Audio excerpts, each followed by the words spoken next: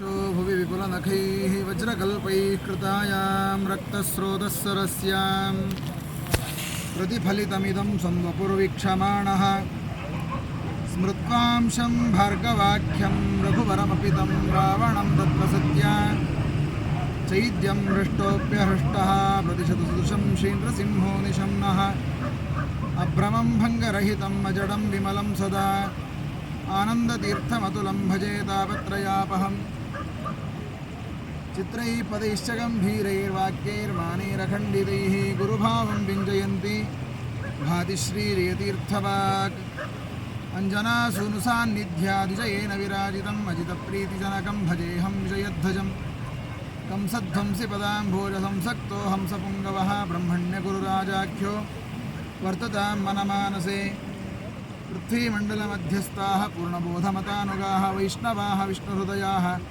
तान् नमस्ये गुरून् मम आसेतो रातुषाराद्रेः यो दिशो जितवान् मुहुः सत्यध्यानगुरुः पातु यदीन्द्रैरभिपूजितः ब्रह्मचर्यहरिप्रीतिसुविद्यावादशालिनः इष्टदान् कष्टहर्तॄन्नः विद्यामान्यान् मुनीन् नुमः यैरहं शिशुवद्बोधं प्राप्तवान् अस्मि पाजके काणियूरुमठाधीशान् तान् सद्विद्या गुरून् भजे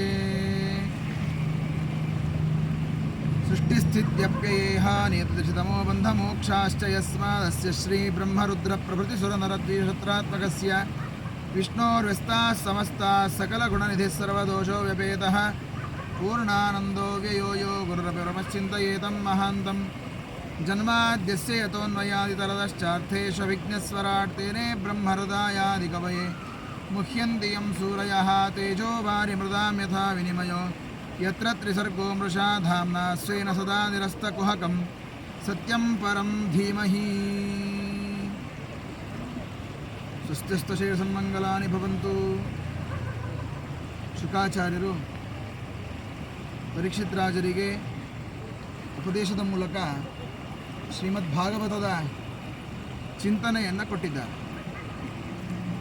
ಪ್ರಧಾನವಾಗಿ ವೇದವ್ಯಾಸ ದೇವರು ಈ ಗ್ರಂಥವನ್ನು ರಚನೆ ಮಾಡಿದ್ದೇ ಸಮಾಧಿನಾನುಸ್ಮರ ಯದ್ವಿಚೇಷ್ಟಿತಂ, ನಾರದರ ಪ್ರಾರ್ಥನೆಯಂತೆ ನೀವು ಮಾಡಿದ ಅನೇಕ ಗ್ರಂಥಗಳಲ್ಲಿ ದೇವರನ್ನು ಚೆನ್ನಾಗಿ ತಿಳ್ಕೊಳ್ಳಿಕ್ಕೆ ಇರುವಂತಹ ಗ್ರಂಥ ಅಂತ ಯಾವುದೂ ಇಲ್ಲ. ಅಂದರೆ ವೇದವ್ಯಾಸ ದೇವರು ಉಳಿದ ಗ್ರಂಥಗಳನ್ನು ದೇವರು ತಿಳಿಸ್ಲಿಕ್ಕೆ ಮಾಡಲಿಲ್ವಾ ಅಂದರೆ ಮಾಡಿದ್ದಾರೆ. ಆದರೆ ಆ ಗ್ರಂಥಗಳಲ್ಲಿ ಹೇಳಿದಂತಹ ವಿಷಯಗಳು ದೇವರನ್ನೇ ಪೂರ್ಣವಾಗಿ ತೋರಿಸುವಲ್ಲಿ ಅವುಗಳು ಜನಗಳ ಮನಸ್ಸಿಗೆ ಮಟ್ಟುವಂತೆ ಹೇಳ್ತಾ ಇದೆ. ಆದ್ದರಿಂದ ಮಂದಭಾಗ್ಯರಾದಂತಹ ಜನರಿಗೆ ಉಳಿದ ಎಲ್ಲ ಪುರಾಣಗಳು ಮಹಾಭಾರತ ಕಷ್ಟಸಾಧ್ಯವಾಗಿ ಬಿಟ್ಟಿದೆ, ದೇವರಲ್ಲಿ ಭಕ್ತಿ ಹುಟ್ಟುತ್ತಾ ಇಲ್ಲ.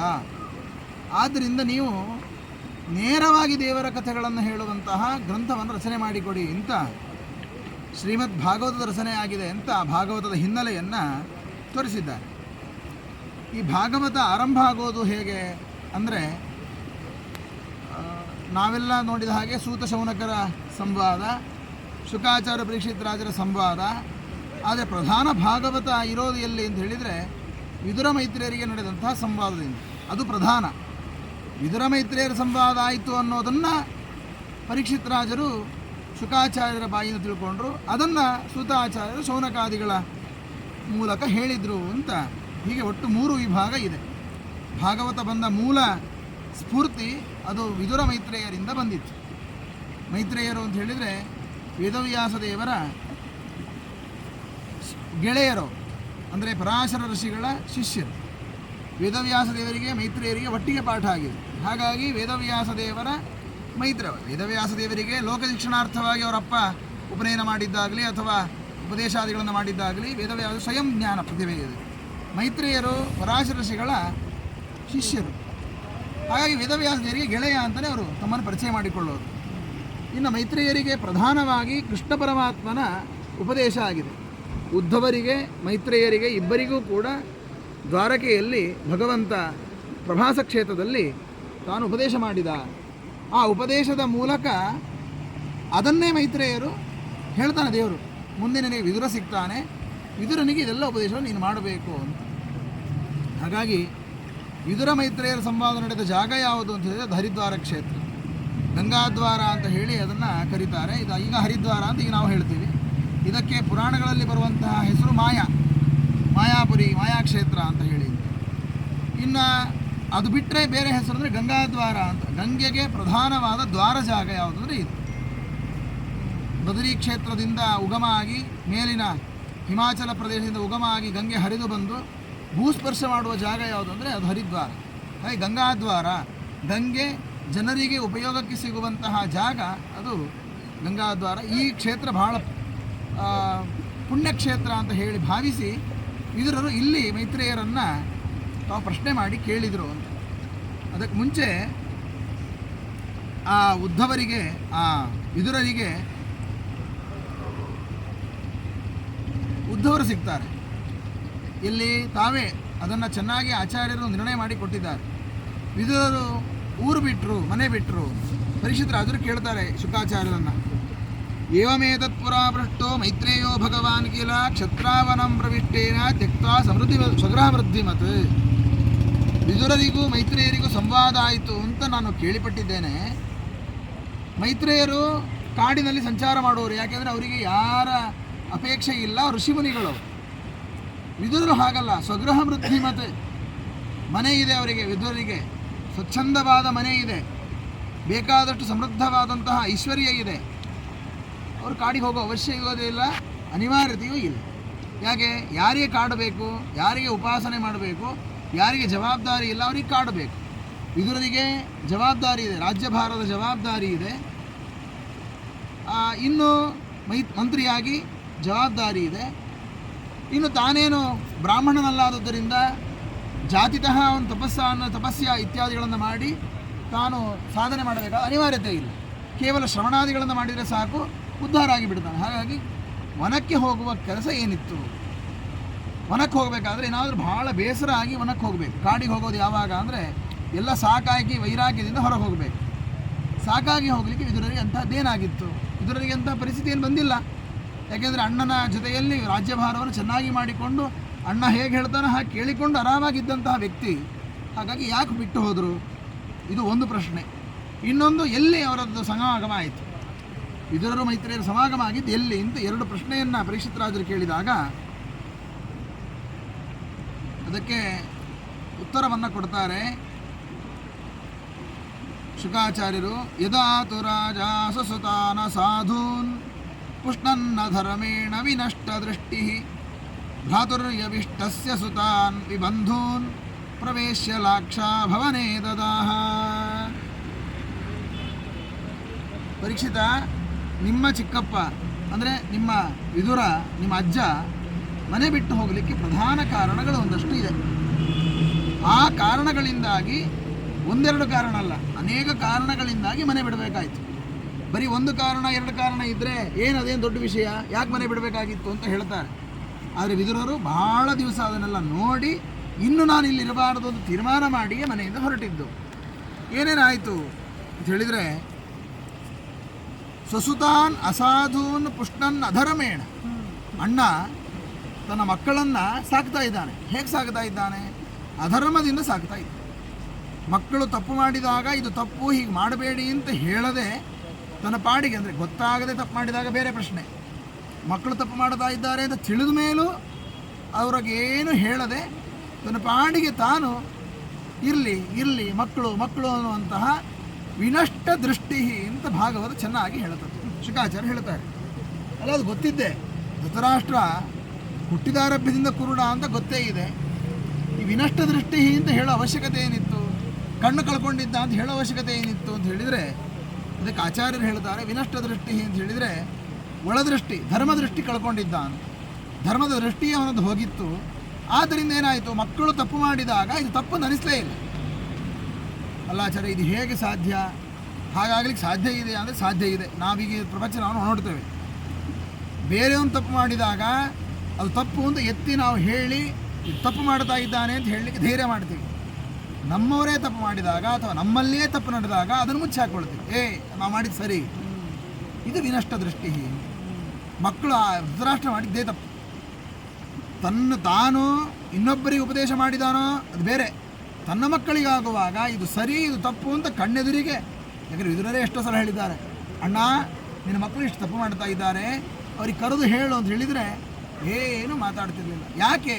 ಇದಕ್ಕೆ ಆಚಾರ್ಯರ ಉತ್ತರ ಕೊಡದೇ ಇದ್ದಿದ್ರೆ ಇವತ್ತು ನಮಗೆ ಇದಕ್ಕೆ ಸರಿಯಾಗಿ ಉತ್ತರ ಸಿಗ್ತಿರಲಿಲ್ಲ. ಆಚಾರ್ಯ ಹೇಳ್ತಾರೆ, ಯಾವತ್ತು ದುರ್ಯೋಧನ ದೇವರ ಇಚ್ಛಾಶಕ್ತಿಯಿಂದ ಧೃತರಾಷ್ಟ್ರನ ಹೊಟ್ಟೆಗೆ ಬಿದ್ದ, ನಮ್ಮಲ್ಲಿ ನಿಯಮ ಇರೋದೇ ಹಾಗೆ, ಮೇಘದಿಂದ ಭೂಮಿ, ಭೂಮಿಯಿಂದ ನೀರಿನ ಮೂಲಕ ಭೂಮಿ, ಭೂಮಿಯಿಂದ ಅಪ್ಪನ ಹೊಟ್ಟೆ, ಅಪ್ಪನ ಹೊಟ್ಟೆಯಿಂದ ಅಮ್ಮನ ಹೊಟ್ಟೆಗೆ ಹೋಗೋದು ಅಂತ. ಯಾವತ್ತು ಅಪ್ಪನ ಹೊಟ್ಟೆಗೆ ಬಿದ್ದ ಅವತ್ತೇ ಒಂದು ರೂಪದಿಂದ ಅಲ್ಲೇ ತನ್ನ ಸ್ವಂತ ವಾಸಸ್ಥಾನ ಮಾಡಿಕೊಂಡು ಅಪ್ಪನ ತಲೆ ಕೆಡಿಸ್ತಾ ಇದ್ದ ಅಂತ. ಯಾವತ್ತು ಭೀಮಸೇನ ದೇವರು ಬಂದು ಜೋರು ಮಾಡಿ ಬೈದ್ರೋ ಅಲ್ಲಿಯೇ ತನಕ ಅವನು ಕಲಿ ಅಲ್ಲೇ ವಾಸ ಮಾಡಿಕೊಂಡಿದ್ದ. ಹೊರಗೆ ಬಂದಿದ್ದಾನೆ ದುರ್ಯೋಧನ. ನಂತರದಲ್ಲಿ ತಾಯಿ ಹೊಟ್ಟೆಗೆ ಬಂದ, ತಾಯಿ ಹೊಟ್ಟೆಯಿಂದ ಹೊರಗೆ ಬಂದ, ಘೃತ ಕುಂಭದಲ್ಲಿ ವಿಧವೆ ತುಂಬಿಟ್ಟಿದ್ರು, ಆಮೇಲೆ ಹೊರಗೆ ಬಂದ, ಹುಟ್ಟಿದ. ಆದರೆ ಒಂದು ಅಂಶದಿಂದ ಧೃತರಾಷ್ಟ್ರನಲ್ಲಿಯೇ ವಾಸ ಮಾಡಿಕೊಂಡಿದ್ದ. ಆದ್ದರಿಂದ ಅವನಿಗೆ ಯಾವ ಧರ್ಮಕರ್ಮಗಳು ಕೂಡ ಕಣ್ಣಿಗೆ ಕಾಣ್ತಿರ್ಲಿಲ್ಲ. ಅವನು ಮಾಡಿದ್ದೆಲ್ಲ ಸರಿ ಅನ್ನಿಸ್ತಾ ಇತ್ತು. ಯಾರಿಗೆ ಸರಿ ಅನ್ನಿಸ್ತದೆ? ಕಲಿಯನ್ನು ಯಾರು ಅನುಸರಿಸ್ತಾರೆ ಅಥವಾ ಅವನು ಹೇಳಿದ ಹಾಗೆ ಯಾರು ಕೇಳ್ತಾರೆ ಅವರಿಗೆಲ್ಲ ಸರಿಯಿಂದ ಅನ್ನಿಸ್ತದೆ. ಕರ್ಣನಿಗೆ ದುರ್ಯೋಧನ ಮಾಡಿದ್ದೆಲ್ಲ ಸರಿಯಿಂದ ಅನ್ನಿಸ್ತಿತ್ತು. ಯಾಕೆ? ಅವನಲ್ಲಿ ಆ ದೈತ್ಯನ ಆವೇಶ ಇದ್ದಿದ್ದರಿಂದ ಅವನಿಗೆ ಅದು ಯಾವುದು ತಪ್ಪು ಅನ್ನಿಸಲೇ ಇಲ್ಲ. ಕಣ್ಣೆದುರಿನಲ್ಲಿ ಅಧರ್ಮ ಮಾಡ್ತಾ ಇದ್ದಾನೆ ಅಂತ ಅನಿಸಿದರೂ ಸರಿ ಇದೆ ಅಂತ ಹೇಳುವಂತಹ ಅಧರ್ಮದ ಬುದ್ಧಿ ಬಂದಿದೆ. ಹೀಗೆ ಅಧರ್ಮ ಬುದ್ಧಿ ಬಂದಿದ್ದರಿಂದ ಅದರಿಂದ ಮಾಡಿದಂತಹ ಕಾರ್ಯಗಳು ಎಷ್ಟೆಷ್ಟು ಅಂದರೆ, ಪ್ರವೇಕ್ಷ್ಯ ಲಾಕ್ಷ್ಯಾಭವನೇ ದದಾಹ. ಮೊದಲನೇದಾಗಿ ಪಾಂಡವರನ್ನು ಆ ಅರಗಿನ ಮನೆಯಲ್ಲಿ ಇಟ್ಟು ಸುಟ್ಟರು ಮಕ್ಕಳು. ಇದು ವಿದುರರಿಗೆ ಗೊತ್ತಿದೆ. ಈ ಸುಡುವಂತಹ ಕಾರ್ಯಕ್ರಮ ಏನು ಇವರು ಮಂತ್ರಾಲೋಚನೆ ಮಾಡಿದರು, ಇದು ಮಂತ್ರಿಯಾದಂತಹ ವಿದುರರಿಗೆ ಗೊತ್ತಿತ್ತು. ಆದರೆ ಪಾಂಡವರಿಗೆ ಹೇಳಿ ಪಾಂಡವರನ್ನು ರಕ್ಷಣೆ ಮಾಡಬೇಕಾದಂತಹ ತನ್ನ ಕರ್ತವ್ಯ. ಪಾಂಡವರ ರಕ್ಷಣೆಗೆ ಯಾರು ಬರಬೇಕಾದ ಅವಶ್ಯಕತೆ ಇಲ್ಲ. ಯಾಕೆಂದರೆ ದೇವರು ಯಾವತ್ತೂ ರಕ್ಷಣೆಗೆ ಅವ್ರ ಹಿಂದೆ ಇದ್ದಾನೆ. ಹಾಗಾಗಿ ಯಾರೊಬ್ಬರ ಅಪೇಕ್ಷೆ ಅವರಿಗಿಲ್ಲ. ಆದರೆ ವಿದುರರು ತಮ್ಮ ಕರ್ತವ್ಯ ಮಾಡಬೇಕು ಅಂತ ಹೇಳಿ ಧರ್ಮರಾಜನಿಗೆ ತಾವು ಸೂಕ್ಷ್ಮವಾಗಿ ಹೇಳಿ, ಹೀಗೊಂದು ವ್ಯವಸ್ಥೆ ಇದೆ, ನಿನ್ನನ್ನು ಸುಡುವಂತಹ ವ್ಯವಸ್ಥೆ ಮಾಡಿದ್ದಾರೆ, ಅಲ್ಲಿ ತಪ್ಪಿಸಿಕೊಳ್ಳಿಕ್ಕೆ ಬೇಕಾದಂಥ ದಾರಿಯನ್ನು ನಾನು ವ್ಯವಸ್ಥೆ ಮಾಡಿದ್ದೇನೆ ಅಂತ ಹೇಳಿದರು. ಈ ಒಂದು ಘಟನೆ ನಡೆದಿತ್ತಲ್ಲ, ಒಳಗಿರುವ ದಾಯಾದಿಗಳಿಗೇನೆ ಬೆಂಕಿ ಹಚ್ಚುವ ಕೆಲಸವನ್ನು ಏನು ಮಾಡಿದ್ನಲ್ಲ, ಇದೊಂದು ಪ್ರಧಾನ ಕಾರಣದಿಂದಾಗಿ ಮನೆ ಬಿಟ್ಟು ಹೋಗಬೇಕು ಅಂತ ತೀರ್ಮಾನ ಮಾಡಿದ್ದಾರೆ ವಿದುರರು ಅಂತ. ಇದು ಮೊದಲನೇ ಕಾರಣ. ಇನ್ನು ಯದಾ ಸಭಾಯಾಂ ಕುರುದೇವ ದೇವ್ಯಾ, ಮನೆಯ ಹೆಣ್ಣುಮಗಳು, ಮನೆಗೆ ಬಂದ ಹೆಣ್ಣುಮಗಳು ಸೊಸೆ, ಅವಳ ಸೆರಗನ್ನು ಹಿಡಿದು ಸೀರೆಯನ್ನು ಸೆಳೆದು ಅವಮಾನ ಮಾಡಬೇಕು ಅಂತ ತೀರ್ಮಾನ ಮಾಡಿಕೊಂಡಂತಹ ಮಕ್ಕಳು ಏನು ನಡೀತಾ ಇದೆ ಅಂತ ಕೇಳಿ ಕೇಳಿ ಗಹಗಹಿಸಿ ನಗುತ್ತಾ ಇದ್ದಾನೆ ಧೃತರಾಷ್ಟ್ರ. ಏನಾಯಿತು? ಏನು ಗೆದ್ದ ನನ್ನ ಮಗ? ದುರ್ಯೋಧನ ಏನು ಗೆದ್ದ? ಧರ್ಮರಾಜ ಏನು ಸೋತ? ನಿಜವಾಗಿಯೂ ಆ ಆಟ ಆಡಿದ್ದೇ ತಪ್ಪು.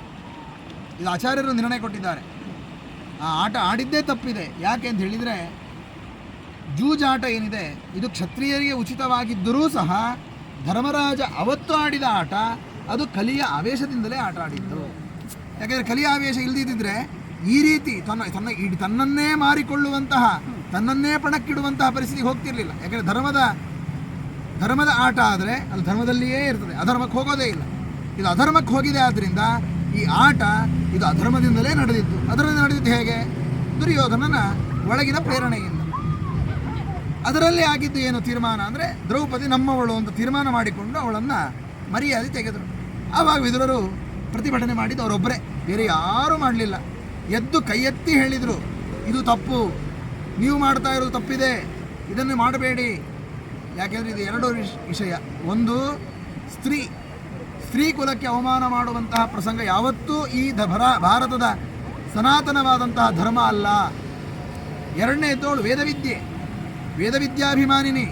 ಅವಳಿಗೆ ಅನರ್ಥವಾಗುವ ಕೆಲಸವನ್ನು ಮಾಡಿದರೆ ನೀವು ಯಾರೂ ಕೂಡ ಸರಿಯಾದ ರೀತಿಯಲ್ಲಿ ಉಳಿಲಿಕ್ಕೆ ಸಾಧ್ಯ ಇಲ್ಲ.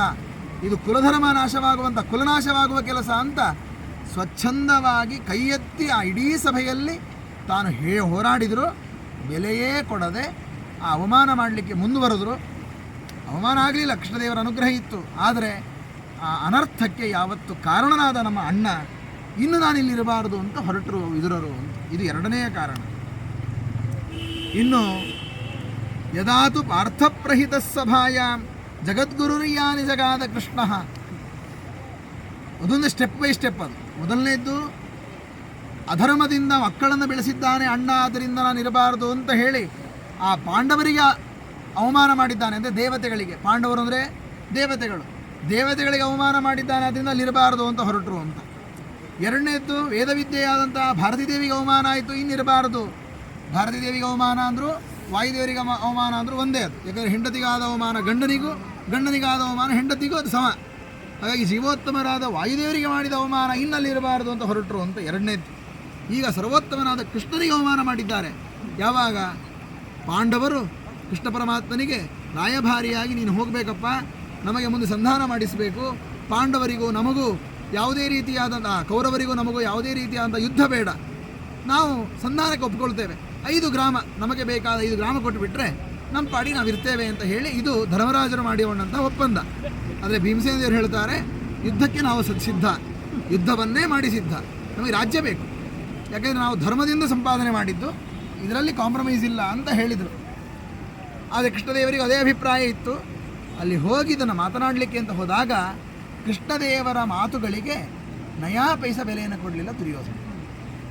ನತಾನಿ ಪುಂಸ ಅಮೃತಾಯನಾನಿ ರಾಜಾನುಮೇನೆ ಖತ ಪುಣ್ಯಲೇಶಃ.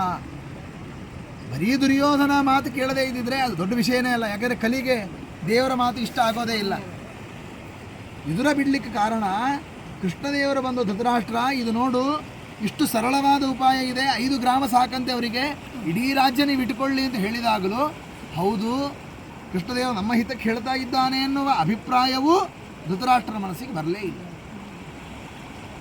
ಮಂತ್ರಿಯಾಗಿ ವಿದುರರು ಆ ಸ್ಥಾನದಲ್ಲಿದ್ದು ಇದು ಒಳ್ಳೆಯ ಕೆಲಸ, ನಮ್ಮ ಕುಲವೂ ಉಳಿತದೆ, ಪಾಂಡವರ ಕುಲವೂ ಉಳಿತದೆ, ಇದನ್ನು ಒಪ್ಪಿಕೊಳ್ಳೋದು ಒಳ್ಳೆಯದು ಅಂತ ಮಂತ್ರಿಯಾಗಿ ತಾನು ಹೇಳಿದರು. ಕೃಷ್ಣದೇವರ ಮಾತಿಗೆ ಬೆಲೆ ಕೊಡದೇ ಇರುವಂತಹ ಜಾಗದಲ್ಲಿ ನಾನು ಯಾಕಿರಬೇಕು ಅಂತ ತೀರ್ಮಾನ ಮಾಡಿದರು ವಿದುರರು. ಹೀಗೆ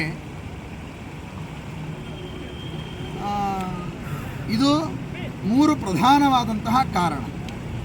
ಯಾಕೆ ನಾನು ಈ ವಿಷಯ ಇವತ್ತು ನಾನು ಇಲ್ಲಿ ಉಪಸ್ತಾವ ಮಾಡಿದೆ ಅಂತ ಹೇಳಿದರೆ, ನಮ್ಮ ಜೀವನದಲ್ಲಿ ನಾವು ಹೇಗಿರಬೇಕು. ಭಾಗವತ ಇದು ಶ್ರವಣ ಮಾಡಲಿಕ್ಕೆ ಮಾತ್ರ ಅಲ್ಲ, ಇದು ಸ್ವಯಂ ಅಳವಡಿಸಿಕೊಳ್ಳಿಕ್ಕಿರುವಂತಹ ಗ್ರಂಥ. ಹಾಗಾಗಿಯೇ ಭಾಗವತವನ್ನು ಆಚಾರ್ಯರು ತುಂಬ ಚೆನ್ನಾಗಿ ವ್ಯಾಖ್ಯಾನ ಮಾಡಿಬಿಟ್ಟಿದ್ದಾರೆ. ತಾತ್ಪರ್ಯ ನಿರ್ಣಯ ಮಹಾಭಾರತಕ್ಕೆ ವ್ಯಾಖ್ಯಾನ ಮಾಡಬೇಕಾದ್ರೆ ಶ್ಲೋಕಕ್ಕೆ ವ್ಯಾಖ್ಯಾನ ಮಾಡಲಿಲ್ಲ, ಅಭಿಪ್ರಾಯ ಬರೆದು ಬಿಟ್ಟರು. ಭಾಗವತಕ್ಕೆ ಶ್ಲೋಕಕ್ಕೆ ವ್ಯಾಖ್ಯಾನ ಮಾಡಿದ್ದಾರೆ ಆಚಾರ್ಯರು. ಯಾಕೆ ಅಂತ ಹೇಳಿದರೆ ಇದು ದಾರಿ ತೋರಿಸುವ ದೀಪ. ಇದು ಭಾಗವತ ಅಂದರೆ ದಾರಿ ತೋರಿಸುವ ದೀಪ, ದೇವರನ್ನು ತೋರಿಸುವ ದೀಪ. ಇಲ್ಲಿ ಏನು ಅಂತ ಹೇಳಿದರೆ, ಎಲ್ಲಿ ದೇವತೆಗಳಿಗೆ ಅವಮಾನ ಆಗ್ತದೆ, ಎಲ್ಲಿ ವೇದ ಮಂತ್ರಗಳಿಗೆ ಅವಮಾನ ಆಗ್ತದೆ, ಎಲ್ಲಿ ವಾಯುದೇವರಿಗೆ ಅವಮಾನ ಆಗ್ತದೆ, ಎಲ್ಲಿ ದೇವರಿಗೆ ಅವಮಾನ ಆಗ್ತದೆ, ಆ ಜಾಗ ಒಳ್ಳೆಯದಲ್ಲ. ಹಾಗಾಗಿ ಇವತ್ತು ಎಲ್ಲ ದೇಶಗಳನ್ನು ಇದು ಯಾವುದೂ ಒಳ್ಳೆಯ ದೇಶ ಅಲ್ಲ, ಕರ್ಮ ದೇಶ ಅಲ್ಲ, ಇದು ಕರ್ಮಭೂಮಿ ಅಲ್ಲ ಅಂತ ಹೊರಗಿಟ್ಟಿದ್ದು ಯಾಕೆ? ಈ ಕಾರಣಕ್ಕಾಗಿ. ಹೇಳುವಾಗಲೂ ವಿದುರರು ಸಂಚಾರ ಮಾಡಿದ್ದು ಎಲ್ಲೆಲ್ಲಿ ಅಂತ ಹೇಳುವಾಗ ಸಯಿತ್ಥಂ ಸನಿರ್ಗತಃ ಕೌರವ ಪುಣ್ಯಲಬ್ಧ ಗಜಾಹ್ವಯಾತ್ ತೀರ್ಥಪದಪದಾನಿ ಅನ್ವಾಕ್ರಮತ್ ಪುಣ್ಯಚಿಕೀರ್ಷಯೋ ಊರ್ವ್ಯಾಂ ಅಧಿಷ್ಠಿತಃ ಯಾನಿ ಸಹಸ್ರಮೂರ್ತಿ. ಇವರು ಹೋಗುವಾಗ ಇತ್ತಂ ರುಜನ್ ಭಾರತಮೇವ ವರ್ಷಂ ಕಾಲೇನ ಯಾವತ್ ಗತವಾನ್ ಪ್ರಭಾಸಂ. ವಿದುರರು ಸಂಚಾರ ಮಾಡಿದಂತಹ ಭೂಮಿ ಎಲ್ಲೂ ಹೋಗ್ಬೋದಾಗಿತ್ತು, ದೇಶಾಂತರಕ್ಕೆ ಹೋಗ್ಬೋದಾಗಿತ್ತು. ಭಾರತಮೇವ ವರ್ಷಂ, ಭರತಖಂಡದಲ್ಲಿ ಮಾತ್ರ ಸಂಚಾರ ಮಾಡಿದರು ಅಂತ. ಯಾಕೆಂದರೆ ವಿದುರರಿಗೆ ಆ ಚೌಕಟ್ಟು ಇಲ್ಲ. ಯಾಕೆ? ಪರದೇಶಕ್ಕೆ ಹೋಗಬಾರ್ದು ಅನ್ನೋ ಚೌಕಟ್ಟು ಅವರಿಗಿಲ್ಲ. ಇದು ಯಾಕೆಂದರೆ ಕಲಿಯುಗದಲ್ಲಿ ನಿಷೇಧ ಇದೆ ಪರದೇಶಕ್ಕೆ ಹೋಗೋದು. ಅದರಲ್ಲಿಯೂ ಶೂದ್ರರಿಗಂತೂ ಅದೇನು ಸಮಸ್ಯೆ ಇಲ್ಲವೇ ಇಲ್ಲ. ಅವರು ಜನ್ಮತಃ ಶೂದ್ರರಾಗಿ ಹುಟ್ಟಿದವರು ವಿದುರರು, ಹೋಗ್ಬೋದಾಗಿತ್ತು. ಯಾಕೆ? ಯಾವ ಕ್ಷೇತ್ರದಲ್ಲಿ ದೇವತೆಗಳಿಗೆ, ವಾಯುದೇವರಿಗೆ, ದೇವರಿಗೆ ಅವಮಾನ ಆಗ್ತದೆ ಅಥವಾ ಅವರಿಗೆ ಆದರ ಇಲ್ಲ, ಆ ದೇಶಗಳು ಪುಣ್ಯ ದೇಶ ಅಲ್ಲ. ಹಾಗಾಗಿ ಇವತ್ತು ನಾವು ಯಾವುದಾದ್ರು ದೇಶಗಳಿಗೆ ಸಂಚಾರಕ್ಕೆ ಹೋಗ್ತೀವಿ, ತೀರ್ಥಯಾತ್ರೆಗೆ ಹೋಗ್ತೀವಿ. ತೀರ್ಥಯಾತ್ರೆ ಅಂತ ಬಾಯಿಂದ ಹೇಳೋದು, ಎಲ್ಲಿ ದೇವರಿಗೆ, ದೇವತೆಗಳಿಗೆ ಅವಮಾನ ಆಗ್ತದೆ ಅಂಥ ಕ್ಷೇತ್ರಕ್ಕೆ ಹೋದರೆ ಅದು ಪುಣ್ಯತೀರ್ಥ ಕ್ಷೇತ್ರ ಯಾತ್ರೆ ಆಗಲಿಕ್ಕೆ ಸಾಧ್ಯ ಇಲ್ಲ. ಆದ್ದರಿಂದಲೇ ಕೇದಾರದ ಯಾತ್ರೆಯನ್ನು ನಿಲ್ಲಿಸಿದ್ದೇ ಅದಕ್ಕೋಸ್ಕರ. ಯಾಕೆ ಅಂತ ಹೇಳಿದರೆ ಅಲ್ಲಿ ರುದ್ರದೇವರೇ ಶಾಪ ಕೊಟ್ಟಿದ್ದು, ಇಲ್ಲಿ ಯಾರು ವೈಷ್ಣವರು ಬರೋದು ಬೇಡ. ಯಾಕೆ? ದೇವತೆಗಳಿಗೆ, ದೇವಜ್ಞರಿಗೆ, ವಾಯುದೇವರಿಗೆ, ವೇದಗಳಿಗೆ ಅವಮಾನ ಮಾಡುವ ಜಾಗ ಅದು. ಯಾಕೆಂದರೆ ಅಲ್ಲಿದ್ದಂಥವರೆಲ್ಲ ಪಾಖಂಡಿಗಳು. ಇವತ್ತಿಗೂ ಕೂಡ ಅಲ್ಲಿ ಪೂಜೆ ಮಾಡೋರೆಲ್ಲ ಪಾಖಂಡಿಗಳಾದ್ದರಿಂದ ಅಲ್ಲಿಗೆ ಯಾರೂ ಕೂಡ ಬರೋದು ಬೇಡ ಅಂತ ರುದ್ರದೇವರೇ ಮಾಡಿದಂತಹ ಆಜ್ಞೆ. ಹಾಗಾಗಿ ಎಲ್ಲೆಲ್ಲಿ ಹೋಗಬೇಕು ಅನ್ನೋದು ನಮಗೆ ಇದು 2 ರೀತಿಯಿಂದ. ಆ ಕೇದಾರದ ಒಂದು ಹಿನ್ನೆಲೆಯಿಂದ ಮತ್ತು ವಿದುರರು ಸಂಚಾರ ಮಾಡಿದಂಥ ಹಿನ್ನೆಲೆಯಿಂದ ಗೊತ್ತಾಗ್ತದೆ ಎಲ್ಲಿ ದೇವತೆಗಳಿಗೆ ದೇವರಿಗೆ ಆದರ ನಡೀತದೆ ಅದು ಪುಣ್ಯಕ್ಷೇತ್ರ ಆಗ್ತದೆ, ಅದು ತುಂಬ ಅಭಿವೃದ್ಧಿಯನ್ನು ಹೊಂದುತ್ತದೆ. ಇನ್ನು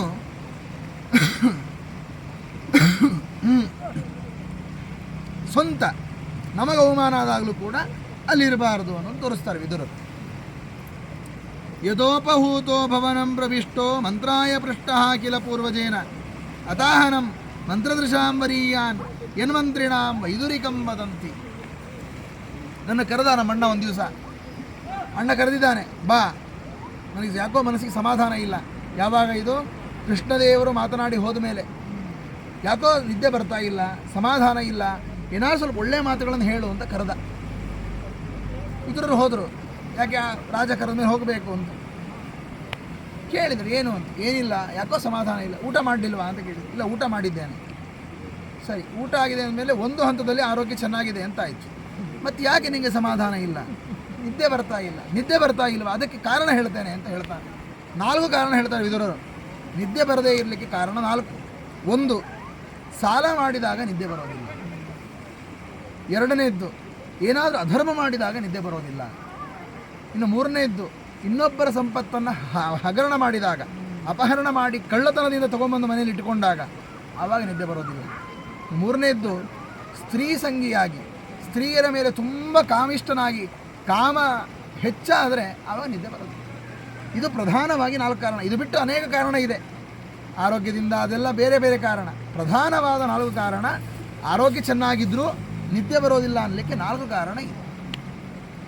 ಈ 4 ಕಾರಣವನ್ನು ನಿನ್ನಲ್ಲಿ ತೆಗೆದುಕೊಳ್ಳೋಣ ಅಂತ ಬಂದರೆ, ಈ ನಿನ್ನಲ್ಲಿ 4 ಕಾರಣದಲ್ಲಿ ಯಾವುದು ನೋಡೋಣ? ಮೊದಲನೇದಾಗಿ ತುಂಬ ಕಾಮಿಷ್ಠನಾಗಿ ನೀನು ನಿದ್ದೆ ಬರ್ತಾ ಇಲ್ಲ ಅಂತ ಹೇಳೋಣ ಅಂದರೆ, ನೀನು ವಯಸ್ಸಾಗಿ ಹೋಗಿದೆ, ನಿನಗೆ ಇನ್ನೆಲ್ಲಿ ಕಾಮ ಬರೋದು? ಈ ಕಾಮಿಷ್ಠನಾಗಿ ಅಂತ ಬರಲಿಕ್ಕೆ ಸಾಧ್ಯ ಇಲ್ಲ. ಅದನ್ನು ಅವನು ಒಪ್ಕೊಳ್ಳಿಲ್ಲ. ಹೌದು, ನನಗೇನು ಕಾಮ ಏನಿಲ್ಲ. ಇನ್ನು 2ನೇದಾಗಿ ಇನ್ನೊಬ್ಬರ ಸಂಪತ್ತನ್ನು ಹಗರಣ ಮಾಡಿದ್ದೀಯಾ, ಅಪಹರಣ ಮಾಡಿ ತಂದಿಟ್ಕೊಂಡಿದ್ದೀಯಾ, ವಿಚಾರ ಮಾಡಿ, ಅದು ನಿನಗೆ ಬಿಟ್ಟಿದ್ದು. ಅಧರ್ಮವನ್ನು ಮಾಡಿದ್ದೀಯಾ, ಧರ್ಮ ಬಿಟ್ಟು ಅಧರ್ಮ ಮಾಡಿದ್ದೀಯಾ, ಅದನ್ನು ವಿಚಾರ ಮಾಡಿ. ಹಾಗಾಗಿ ಈ 4 ಕಾರಣಗಳನ್ನು ಹೊರತುಪಡಿಸಿ ಬೇರೆ ಇನ್ಯಾವ ಕಾರಣವೂ ನಿದ್ದೆ ಬರದೇ ಇರಲಿಕ್ಕೆ ಕಾರಣ ಇದೆ. ನಿನಗೆ ಯಾವ ಕಾರಣ ಹೇಳು? ಆವಾಗ ನನಗೆ ಗೊತ್ತಾಗ್ತಾ ಇಲ್ಲ ಅಂದ್ಬಿಡ್ತಾನೆ ಧೃತರಾಷ್ಟ್ರ. ನನಗಿದು ಏನು ಅಂತ ನನಗೆ ಗೊತ್ತಾಗ್ತಾ ಇಲ್ಲ ಅಂತ. ಆವಾಗ ಅವ್ರು ಹೇಳ್ತಾರೆ ವಿದುರರು, ನಾನು ಹೇಳ್ತೇನೆ, ನಿನ್ನ ನಿದ್ದೆ ಬರದೇ ಇರಲಿಕ್ಕೆ ಕಾರಣ ನಾನು ಹೇಳ್ತೇನೆ. ಕೃಷ್ಣ ಪರಮಾತ್ಮ ಬಂದು ನಿನಗೆ ಹಿತವಾಗುವಂತಹ ಇದು ದಾರಿ, ಈ ದಾರಿಯಲ್ಲಿ ನೀನು ಇರುವಂತ ಹೇಳಿದಾಗಲೂ ನೀನು ಮಾತು ಕೇಳಿಲ್ಲಲ್ಲ, ತಪ್ಪಿದೆ, ಧರ್ಮದ ದಾರಿ ತಪ್ಪಿದೆ. ಇದು ನಿನಗೀಗ ಅಳಗ್ತಾ ಇದೆ. ಅಯ್ಯೋ, ನಾನು ತಪ್ಪು ಮಾಡಿದ್ದೇನೆ ಅಂತ ಹೇಳ್ಕೊಳ್ಳಿಕ್ಕೆ ತಯಾರಿಲ್ಲ. ನೀನು ನಾನು ತಪ್ಪಿದ್ದೇನೆ ಅಂತ ಹೇಳ್ಕೊಳ್ಳಿಕ್ಕೆ ನೀನು ತಯಾರಿಲ್ಲ. ಅದು ದಾರಿ ತಪ್ಪಿದ್ದು, ಈ ದಾರಿಯಿಂದ. ಇನ್ನು 2ನೇ ಕಾರಣ ಅಂತೂ ಇದ್ದೇ ಇದೆ. ಇನ್ನೊಬ್ಬರ ಸಂಪತ್ತನ್ನು ಅಪಹರಣ ಮಾಡಿ ನೀವು ಮನೇಲಿ ಇಟ್ಕೊಂಡಿದ್ದಿ. ಪಾಂಡವರ ಸಂಪತ್ತು ಕೊಟ್ಟುಬಿಡೋರಿಗೆ ಯಾಕೆ ಬೇಕು ನಿನಗೆ? ನೀನು ಸಂಪಾದನೆ ಮಾಡಿದ್ದನ್ನು ಇಟ್ಕೋ, ಇನ್ನೊಬ್ಬರ ಸೊತ್ತು ನಿನಗೆ ಯಾಕೆ ಬೇಕು? ಹಾಗಾಗಿ ಆ 2ನೇ ಕಾರಣದಲ್ಲಿ ನಿದ್ದೆ ಬರ್ತಾ ಇಲ್ಲ. ಇನ್ನು 3ನೇದಾಗಿ ಅದಂತೂ ಇಲ್ಲವೇ ಇಲ್ಲ, ಕಾಮ ಆ ಇತ್ಯಾದಿಗಳು ಯಾವುದು ನಿನ್ನಲ್ಲಿ ಇಲ್ಲವೇ ಇಲ್ಲ. ಇನ್ನು ತಪ್ಪು ಮಾಡಿದ್ದಿ ಅಂತ, ಸ್ವಂತ ನೀನು ತಪ್ಪು ಮಾಡಿದ್ದೀಯಾ? ಇಲ್ಲ, ನಿನ್ನ ಮಕ್ಕಳ ದೆಸೆಯಿಂದ ನೀನು ತಪ್ಪು ಮಾಡ್ತಾ ಇದ್ದಿ. ಹಾಗಾಗಿ ನಿನ್ನ ತಪ್ಪು ಈಗ 2. ಯಾವುದು ಪ್ರಧಾನವಾದದ್ದು? ಇನ್ನೊಬ್ಬರ ಹಣವನ್ನು ಸ್ವಂತನ ದೋಚಿಕೊಂಡಿದ್ದು, ಇನ್ನೊಂದು ಧರ್ಮದ ದಾರಿಯಿಂದ ತಪ್ಪಿದ್ದು. ಇದೆರಡಕ್ಕೆ ಕಾರಣ ಏನು ಅಂತ ಹೇಳಿದರೆ ನಿನ್ನ ಮಕ್ಕಳು, ಪ್ರಧಾನವಾಗಿ ದುರ್ಯೋಧನ. ಅವನನ್ನು ಬಿಟ್ಟುಬಿಡು, ಇದರಿಂದ ನಿನಗೆ ಒಳ್ಳೆಯದಾಗುತ್ತೆ. ತ್ಯಜೇದೇಕಂ ಕುಲಸ್ಯಾರ್ಥೆ ಗ್ರಾಮಸ್ಯಾರ್ಥೆ ಕುಲಂ ತ್ಯಜೇತ್, ಗ್ರಾಮಂ ಜನಪದಸ್ಯಾರ್ಥೆ ಸ್ವಾತ್ಮಾರ್ಥೆ ಸಕಲಂ ತ್ಯಜೇತ್ ಅಂತ ಹೇಳಿದೆ. ಹಾಗಾಗಿ ಅಣ್ಣ, ಒಬ್ಬ ಮಗನಿಂದಾಗಿ ನಿನ್ನ ಇಡೀ ಕುಲ ನಾಶ ಆಗ್ತದೆ. ಇವತ್ತು ಮುಂದಿನ ದಿನಗಳಲ್ಲಿ ಅದೇ ಆಗೋದು. ನಿನ್ನ ಮಗ ಕೃಷ್ಣದೇವರು ಒಪ್ಪಿಕೊಂಡು ಹೋಗಿಬಿಟ್ಟಿದ್ದಾರೆ ಯುದ್ಧಕ್ಕೆ. ನೀನು 5 ಗ್ರಾಮ್ ಕೊಡೋದಿಲ್ಲ ಅಂತ ಹೇಳಿದ್ದಕ್ಕೆ ಯುದ್ಧಕ್ಕೆ ಒಪ್ಪಿಕೊಂಡಾಗಿದೆ. ಯುದ್ಧ ಆದರೆ ಏನಾಗ್ತದೆ ಗೊತ್ತಾ? ಎಲ್ಲರ ಕುಲ ನಾಶ ಆಗ್ತದೆ. ಅವರ ಪಕ್ಷದಲ್ಲಿಯೂ ನಿನ್ನ ಪಕ್ಷದಲ್ಲಿಯೂ ಕುಲನಾಶ ಆಗ್ತದೆ. ಇದಕ್ಕೆ ಕಾರಣ ನೀನಾಗ್ತದೆ. ಹಾಗಾಗಿ ಕುಲನಾಶಕ್ಕೆ ಕಾರಣವಾಗುವ ಒಬ್ಬ ದುಷ್ಟಮಗ ಇದ್ದಾನೆ ಅಂತ ಆದರೆ ಅವನನ್ನು ಹೊರ ಹಾಕೋದು ಒಳ್ಳೆಯದು. ಯಾಕೆ? ಕುಲ ಉಳಿತದೆ. ಇಲ್ಲ, ಕುಲವೇ ಕೆಟ್ಟದಿದೆ ಅಂತ ಆದರೆ ಆ ಕುಲವನ್ನೇ ಹೊರ ಹಾಕಬೇಕು, ಆ ಗ್ರಾಮದಿಂದ ಆ ಕುಲದವ್ರನ್ನೇ ಹೊರಡಿಸ್ಬೇಕು. ಇವ್ರು ಸರಿ ಇಲ್ಲ ಅಂತ ಹೇಳಿ. ಮುಂಚೆ ಎಲ್ಲ ಆ ಕ್ರಮ ಇತ್ತು. ಇಡೀ ಕುಟುಂಬದವರನ್ನೇ ಹೊರಗೆ ಹಾಕಿಬಿಡ್ತಿದ್ರು, ಯಾಕೆಂದರೆ ಅವ್ರು ಸರಿ ಇಲ್ಲ ಅಂತ. ಇಲ್ಲ ಊರೇ ಕೆಟ್ಟದ್ದು ಅಂತ ಹೇಳಿದರೆ, ಮೊನ್ನೆ ನಾವು ನೋಡಿದ ಹಾಗೆ ಇಡೀ ದೇಶವೇ ಕೆಟ್ಟದ್ದು, ಆ ದೇಶ ಆಕ್ರಮಣ ಮಾಡ್ತದೆ ಭಾರತ ದೇಶದ ಮೇಲೆ, ಹಾಗೆ ದೇಶವನ್ನೇ ದೂರ ಇಡಬೇಕು. ಇದು ಶಾಸ್ತ್ರೀಯವಾದಂತಹ ಕ್ರಮ ಅಣ್ಣ. ಇಡೀ ಊರೇ ಕೆಟ್ಟಿದೆ, ದೇಶವೇ ಕೆಟ್ಟಿದೆ ಅಂತಂದರೆ ನೀನೇ ಊರು ಬಿಟ್ಟು ಹೋಗಿಬಿಡೋದು ಒಳ್ಳೆಯದು ಅಂತ ಇದೆ. ನಿನಗೀಗಿರುವ ಉಪಾಯ ಅದೊಂದೇ, ನೀನೇ ಬಿಟ್ಟು ಹೋಗಬೇಕಾದ ಉಪಾಯ ಇದೆ. ಇಲ್ಲವಾ ನಿನ್ನ ಮಗನ ಹೊರಗೆ ಹಾಕು ಅಂತ ನಿಜವಾಗಿ ಕೂಡಿಸಿ ರಾತ್ರಿಯೆಲ್ಲ ಉಪದೇಶ ಮಾಡಿ ಒಳ್ಳೊಳ್ಳೆಯ ನೀತಿ ಕಥೆಗಳನ್ನು ಹೇಳಿದ್ರೆ ವಿದುರ ನೀತಿ ಅಂತ ಕರೀತಾರೆ. ಇದನ್ನೆಲ್ಲ ಹೇಳಿದರೆ ಎಲ್ಲ ಒಪ್ಪಿಕೊಂಡಂತಹ ಧೃತರಾಷ್ಟ್ರ ಬಹಳ ಸುಖ ಆಯ್ತಪ್ಪ, ಇನ್ನು ನನ್ನ ನಿದ್ದೆ ಬರ್ತದಪ್ಪ, ಮಲಗುತ್ತೇನೆ ಅಂತ ಹೇಳಿದ ಧೃತರಾಷ್ಟ್ರ ಮಾರನೇ ದಿವಸ ಬೆಳಗ್ಗೆ ಮಂತ್ರಾಲೋಚನೆಗೆ ಅಂತ ಮಂತ್ರಿಯ ಕೆಲಸಕ್ಕಾಗಿ ತಾನು ಹೋದಾಗ ಅಲ್ಲಿ ಬಾಯಿಗೆ ಬಂದಂತೆ ಮಾತನಾಡ್ತಾನೆ ದುರ್ಯೋಧನ. ಏನಂತ ಬೈತಾನೆ ಅವನು ಹೇಳಿದರೆ,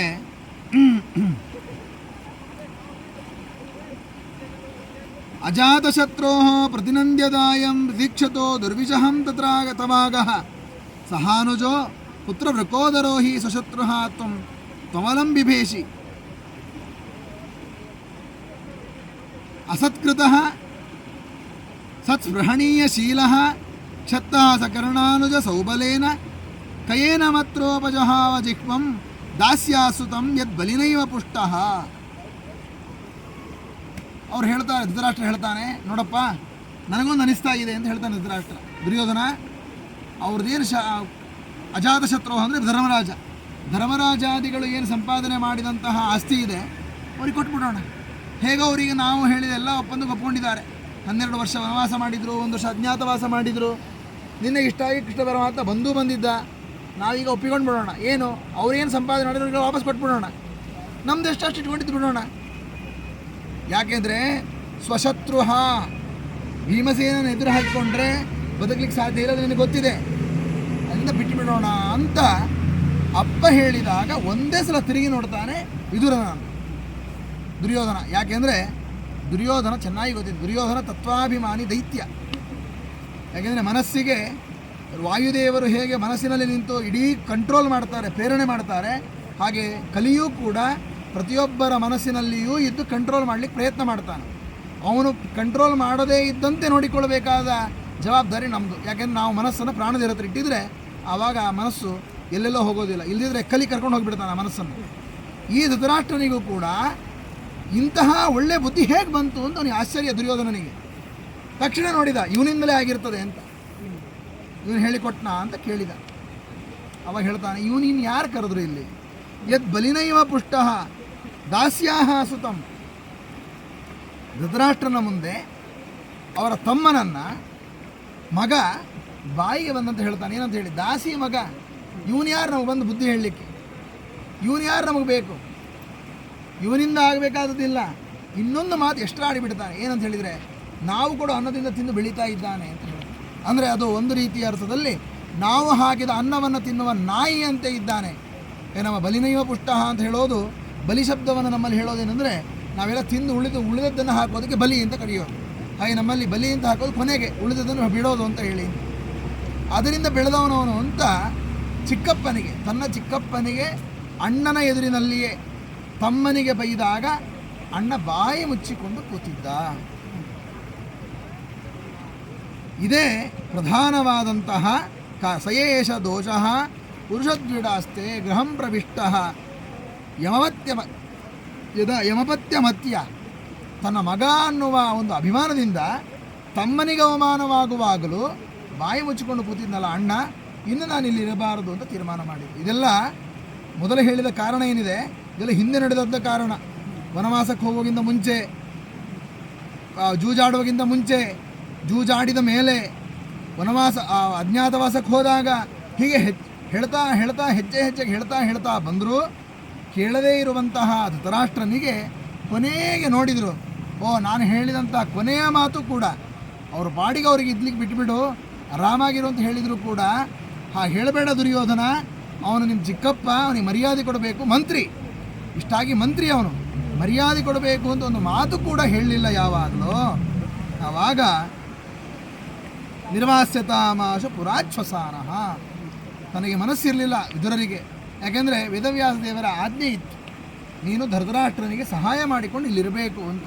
ಯಾವಾಗ ಪಾಂಡುರಾಜ ಸತ್ತು ಹೋದ, ಆ ಶಾಪ ಕಿಂದಮರ್ಷಿಗಳ ಶಾಪದಿಂದ ನಂತರದಲ್ಲಿ ಯುವರಾಜರಾಗಿ ಯಾರೂ ಇಲ್ಲ ಇಲ್ಲಿ. ಧರ್ಮರಾಜಾದಿಗಳಿದ್ದಾಗ ನಡೀತಾ ಇತ್ತು. ಧರ್ಮರಾಜರು ಯಾವಾಗ ಹೋಗಿಬಿಟ್ರು, ದುರ್ಯೋಧನ ಯುವರಾಜ ಆಗಿಬಿಟ್ಟ. ಆದರೆ ಈ ರಾಜ್ಯ ಮುಂದೆ ಚೆನ್ನಾಗಿ ಉಳಿಬೇಕಾಗಿದೆ. ಈ ರಾಜ್ಯಕ್ಕೆ ಏನೂ ಆಗಬಾರ್ದು, ಧರ್ಮರಾಜಾದಿಗಳು ರಾಜ್ಯ ಆಳಬೇಕಾಗಿದೆ. ಇದು ಕೃಷ್ಣದೇವರ ಸಂಕಲ್ಪ. ಹಾಗಾಗಿ ವೇದವ್ಯಾಸ ದೇವರ ರೂಪದಿಂದ ವಿದುರರಿಗೆ ಹೇಳಿದ್ದೇನೆಂದರೆ, ನೀನು ಅಣ್ಣನ ಜೊತೆಯಲ್ಲಿಯೇ ಇದ್ದು ಈ ಇಡೀ ಆಸ್ಥಾನವನ್ನು ಚೆನ್ನಾಗಿ ನೋಡ್ಕೊಳ್ಬೇಕು, ಈ ಸಾಮ್ರಾಜ್ಯವನ್ನು ಚೆನ್ನಾಗಿ ನೋಡ್ಕೊಳ್ಬೇಕು ಅಂತ. ಹಾಗಾಗಿ ಮಂತ್ರಿಮಂಡಲದಲ್ಲಿ ವಿದುರರು ಇದ್ದರು. ಯಾವಾಗ ಮರ್ಯಾದೆ ಹೋಯಿತು, ಇನ್ನು ನಾನು ಇಲ್ಲಿರಬಾರದು ಅಂತ ಹೇಳಿ ಅಣ್ಣ ಕೊಟ್ಟಂತಹ ಧನುಸ್ಸನ್ನು ಧನುರ್ದ್ವಾರಿ ತನಗೆ ಕೊಟ್ಟಂತಹ ಬಾಣವನ್ನು ಬಿಲ್ಲನ್ನು ಮನೆಯ ಮುಂದೆ ಇಟ್ಟು ಹೊರಟು ಬಿಟ್ಟಿದ್ದಾರೆ ವಿದುರರು. ಎಲ್ಲಿ ಹೊರಟರು? ಗಾರಿಂ ಪರ್ಯಟನ್ ಮೇಧ್ಯ ವಿವಿಕ್ತ ವೃತ್ತಿ ಸದಾಪ್ಲುತೋದಃ ಶಯನಾವಧೂತಃ ಅರಕ್ಷಿತಃ ಸ್ವೈರವಧೂತ ವೇಷಃ ವೃತಾನಿ ಚೇರೆ ಹರಿತೋಷಣಾನಿ.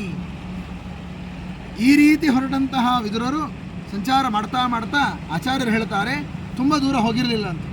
ಹಸ್ತಿನಾವತಿಯಿಂದ ತುಂಬ ಕೆಲವು ಕ್ಷೇತ್ರಗಳ ಸುತ್ತಲೂ ಹೋಗ್ತಾ ಇದ್ರು ಅಂತ.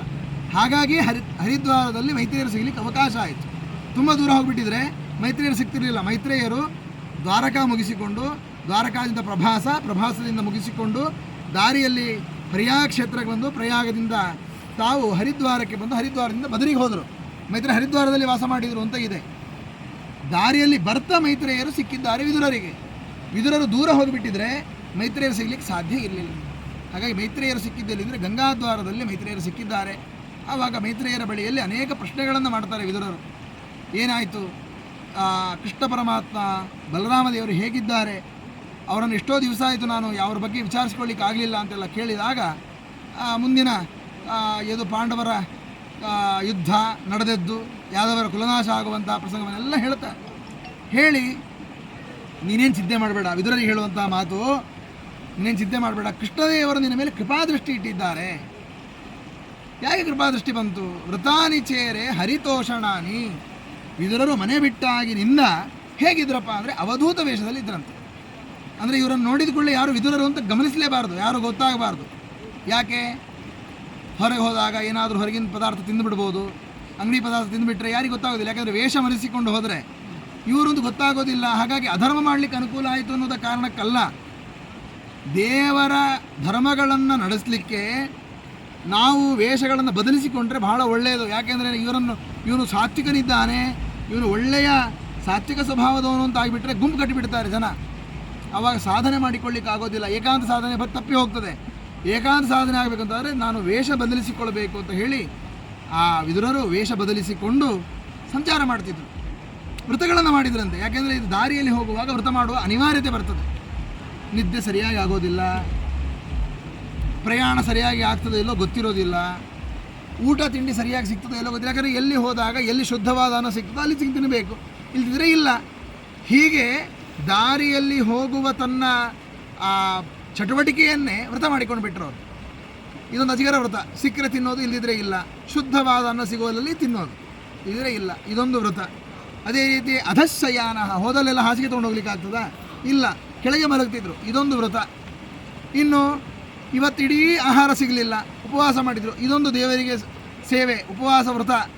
ಹೀಗೆ ಅನೇಕ ರೀತಿಯಾಗಿ ತಾನು ಮಾಡಿದ ಪ್ರತಿಯೊಂದು ಕಾರ್ಯವನ್ನು ಹರಿತೋಷಣಾನಿ, ದೇವರಿಗೆ ಪ್ರೀತಿಯಾಗಲಿ ಅಂತ ಮಾಡ್ತಿದ್ರಂತೆ. ಇದು ದೇವರಿಗೆ ಕೇಳಿಸಿಬಿಡ್ತು, ವಿದುರ ಹೀಗೊಂದು ಮಾಡ್ತಾ ಇದ್ದಾನೆ, ಹಾಗಾಗಿ ವಿದುರನಿಗೆ ನಾನು ಎತ್ತಬೇಕು ವಿದುರನನ್ನು ಅಂತ ಹೇಳಿ ಮೈತ್ರೇಯರ ಮೂಲಕ. ವಿದುರನಿಗೆ ನಿಜವಾಗಿ ಉಪದೇಶದ ಅನಿವಾರ್ಯತೆ ಇಲ್ಲ. ಮೊದಲು ಜಾತತಃ ಅಂದರೆ ಜಾತಾಪರೋಕ್ಷಿಗಳವರು ಹುಟ್ಟುತ್ತಾನೆ ಯಮದೇವರ ಅವತಾರ, ಅವರಿಗೆ ಮತ್ತೆ ಉಪದೇಶಾದಿಗಳ ಅವಶ್ಯಕತೆ ಇರೋದಿಲ್ಲ. ಉಪದೇಶ ಆಗಿದ್ದು ವೇದವ್ಯಾಸ ದೇವರ ಮೂಲಕ. ಹಾಗಾಗಿ ಅವರಿಗೆ ಶುದ್ಧವಾದ ಜ್ಞಾನ ಇದೆ, ಅಜ್ಞಾನ ಬರಲಿಕ್ಕೆ ಅವಕಾಶ ಇಲ್ಲ. ಇದರ ಮೇಲೆ ಆಗಾಗ ಕೃಷ್ಣದೇವರ ಸಂಪರ್ಕ, ಪಾಂಡವರ ಸಂಪರ್ಕ, ದೊಡ್ಡ ದೊಡ್ಡ ಜ್ಞಾನಿಗಳ ಸಂಪರ್ಕ, ಧೌಮ್ಯರೇ ಮೊದಲಾದ ದುರ್ವಾಸರೇ ಮೊದಲಾದ ಜ್ಞಾನಿಗಳ ಸಂಪರ್ಕ ಆಗ್ತಾನೇ ಇತ್ತು ವಿದುರರಿಗೆ.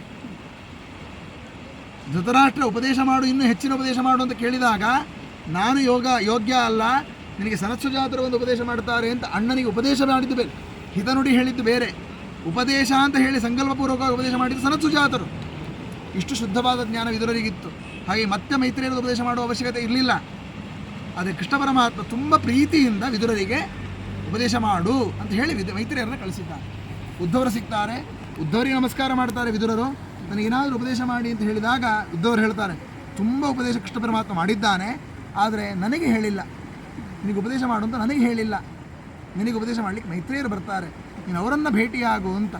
ಆವಾಗ ಮಿತ್ರ ಅಂತ ಹೇಳಿ ಒಬ್ಬ ಋಷಿಗಳು, ಅವರ ಮಗ ಮೈತ್ರೇಯ, ಅವರ ಮೂಲಕ ಈ ಗಂಗಾ ತೀರದಲ್ಲಿ ಆನಂದದಿಂದ ತನ್ನ ಇಡೀ ಕಥೆಗಳನ್ನು, ಕೃಷ್ಣ ಪರಮಾತ್ಮನ ಲೀಲೆಗಳನ್ನು ಎಲ್ಲ ಗೊತ್ತಿದೆ.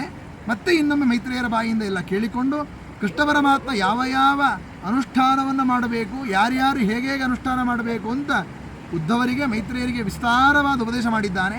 ಆ ಉಪದೇಶವನ್ನೆಲ್ಲ ಕೇಳಿ ಕೊನೆಗೆ ಅವರ ಬಾಯಿಯಿಂದ ಕೇಳಿದ್ದು ಯದುಕುಲದ ನಾಶ ಆಗ್ತದೆ ಅಂತ. ಇನ್ನು ನಾನು ಕೃಷ್ಣ ಪರಮಾತ್ಮ ದರ್ಶನ ಮಾಡಬೇಕು ಅಂತ ಹೊರಟು ಬರ್ತಾರೆ ವಿದುರರು. ಆವಾಗ ಬಂದು ಧರ್ಮರಾಜರನ್ನು ಧೃತರಾಷ್ಟ್ರನ್ನೆಲ್ಲ ಭೇಟಿಯಾಗಿ ಧೃತರಾಷ್ಟ್ರನಿಗೆ ಹೇಳೋದು, ಇನ್ನೂ ಇದ್ದೀಯಲ್ಲ ನೀನು, ಇನ್ನೂ ನನಗೆ ನಾಚಿಕೆ ಆಗೋದಿಲ್ವಾ? ಯಾರ ಮನೆಯಲ್ಲಿದ್ದಿ ನೆನಪಿದೆ ನಿನಗೆ? ಯಾರ ದುಡ್ಡು ಕಿತ್ಕೊಂಡಿದ್ದಿ? ಯಾರ ಹೆಂಡತಿಗೆ ಅವಮಾನ ಮಾಡಿದ್ದಿ? ಯಾರ ಮನೆಗೆ ಬೆಂಕಿ ಹಚ್ಚಿದ್ದಿ?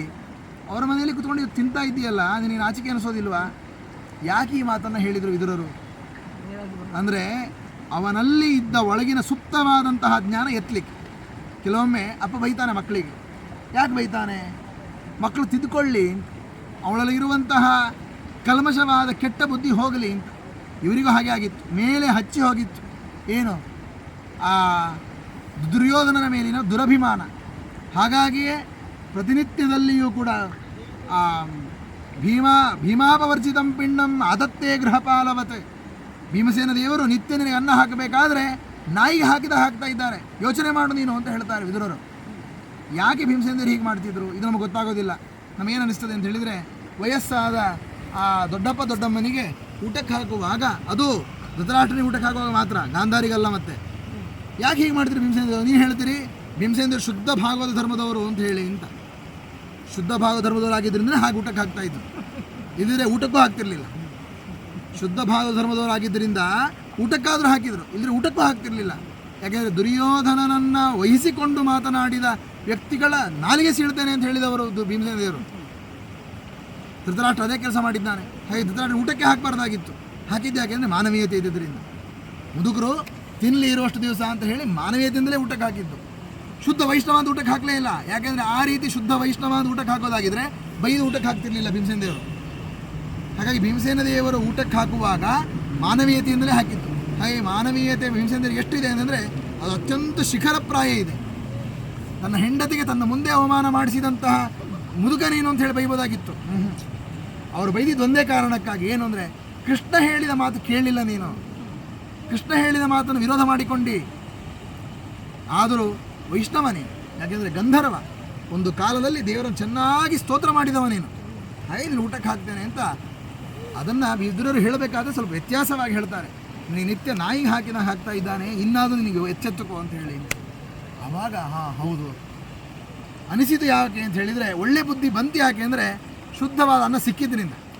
ಇಷ್ಟು ದಿವಸದಿಂದ ಅನ್ನ, ಧೃತರಾಷ್ಟ್ರದಿಂದ ಅನ್ನ ಯಾರ್ದು? ಅಧರ್ಮದಿಂದ ತಿಂದ ಅನ್ನ, ದುರ್ಯೋಧನ ಬೇಯಿಸಿ ಹಾಕಿಸ್ತಿದ್ದ ಅನ್ನ ಅದು.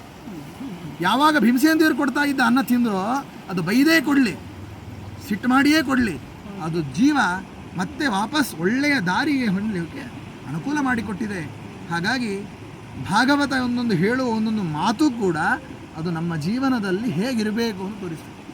ಅದೇ ಹಾಗಾಗಿ ಇದನ್ನೆಲ್ಲ ನೋಡಿ ನಾವು ಪಾತ್ರರ ಸಂಗಡ ಯಾತ್ರೆಯ ಚರಿಸಿ ಅಂತ ಜಗನ್ನಾಥದಾಸರ ಮಾತನ್ನು ಹಿಡ್ಕೊಂಡ್ರೆ ಅವಾಗ ಗೊತ್ತಾಗ್ತದೆ. ನಾವು ಯಾತ್ರೆ ಮಾಡಿದ್ವಿ, ಗಂಗಾದಲ್ಲಿ ಮುಳುಗಿದ್ವಿ. ಎಷ್ಟು ಮುಳುಗಿದ್ವಿ ಗಂಗಾದಲ್ಲಿ ನಾಯಿ ಮುಳುಗಿದ್ವಿ. ಇವತ್ತು ಬೆಳಗ್ಗೆ ನಾಯಿಯು ಸ್ನಾನ ಮಾಡಿತ್ತು, ಅದಕ್ಕೂ ನಮಗೆ ವ್ಯತ್ಯಾಸ ಏನಿದೆ? ಅವನು ನಾಯಿ ಹೊಲಿಸಬೇಡ್ರಿ ನಮಗೆ. ಹೌದು, ನಾಯಿಗೆ ಮುಳುಗಿದ್ದಕ್ಕೂ ನಾವು ಮುಳುಗಿದ್ದಕ್ಕೂ ವ್ಯತ್ಯಾಸ ಏನಿದೆ? ಅದು ನೀರು ಚೆನ್ನಾಗಿದೆ, ಹೊರಗೆ ಬಿಸಿ ಇದೆ, ತಂಪಾಗಿತ್ತು ಅಂತ ಕೂತ್ವಿ. ನಾವು ತಂಪಾಗಿದ್ವಿ ಅಂತ ಕೂತ್ರೆ ನಮಗೂ ಅದಕ್ಕೂ ವ್ಯತ್ಯಾಸ ಏನಿದೆ? ಯಾವಾಗ ವ್ಯತ್ಯಾಸ ಅಂದರೆ, ಈ ಗಂಗೆ ಯಾರು? ಇದು ಹರಿಪಾದೋದಕ, ಭಗವಂತನ ಪಾದದಿಂದ ಹುಟ್ಟಿದವಳು. ಬ್ರಹ್ಮದೇವರು ಕಮಂಡಲಲ್ಲಿ ಧಾರಣೆ ಮಾಡಿದಂತಹ ನೀರು, ಅದನ್ನು ರುದ್ರದೇವರು ತಲೆ ಮೇಲೆ ಧಾರಣೆ ಮಾಡಿದ ನೀರು, ಧ್ರುವರಾಜರು ನಿತ್ಯದಲ್ಲಿ ಸ್ತೋತ್ರ ಮಾಡುವ ನೀರು, ಋಷಿಮುನಿಗಳು ನಿತ್ಯ ಅದನ್ನು ತನ್ನ ಅವಗಾಹನೆಗಾಗಿ ಇಟ್ಟುಕೊಂಡ ನೀರು, ದೇವತೆಗಳು ನಿತ್ಯ ಉಪಾಸನೆ ಮಾಡುವ ನೀರು. ಇದನ್ನೆಲ್ಲ ಚಿಂತನೆ ಮಾಡಿ, ಈ ಎಲ್ಲ ಅನುಸಂಧಾನ ಈ ನೀರಿನಲ್ಲಿ ಮಾಡಿ, ಇದು ನಮ್ಮ ಪವಿತ್ರ ಮಾಡ್ತದೆ ಅಂತ ಉಪಾಸನೆ ಮಾಡಿ ಸ್ನಾನ ಮಾಡಿದರೆ ಆವಾಗ ವ್ಯತ್ಯಾಸ ಇದೆ. ನಾಯಿಗೂ ನಮಗೂ ವ್ಯತ್ಯಾಸ ಇದೆ. ಇಲ್ಲದಿದ್ದರೆ ನಾವು ನೀರಲ್ಲಿ ಮುಳುಗಿ ಹೋದರೆ ಅದು ನೀರಲ್ಲಿ ಮುಳುಗಿ ಹೋಯಿತು, ಏನು ವ್ಯತ್ಯಾಸ ಇಲ್ಲ.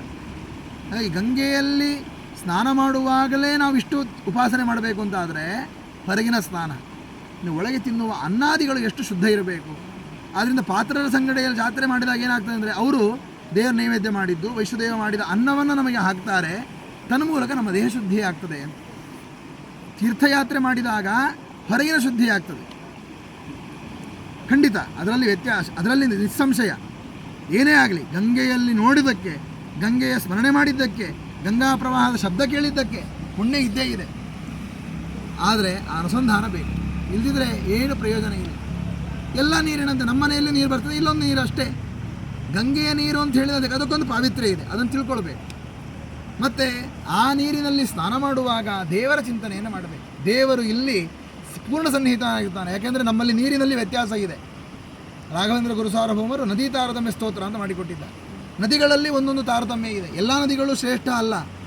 ಶ್ರೇಷ್ಠತೆಯಲ್ಲಿ ಮತ್ತೆ ವ್ಯತ್ಯಾಸ ಇದೆ. ಗಂಗೆ ಮೊದಲು, ಅದಾದಮೇಲೆ ಗೋದಾವರಿ, ಅದಾದಮೇಲೆ ನರ್ಮದಾ, ಹೀಗೆ ಅನೇಕ ನದಿಗಳನ್ನು ಪಟ್ಟಿ ಮಾಡ್ತಾರೆ.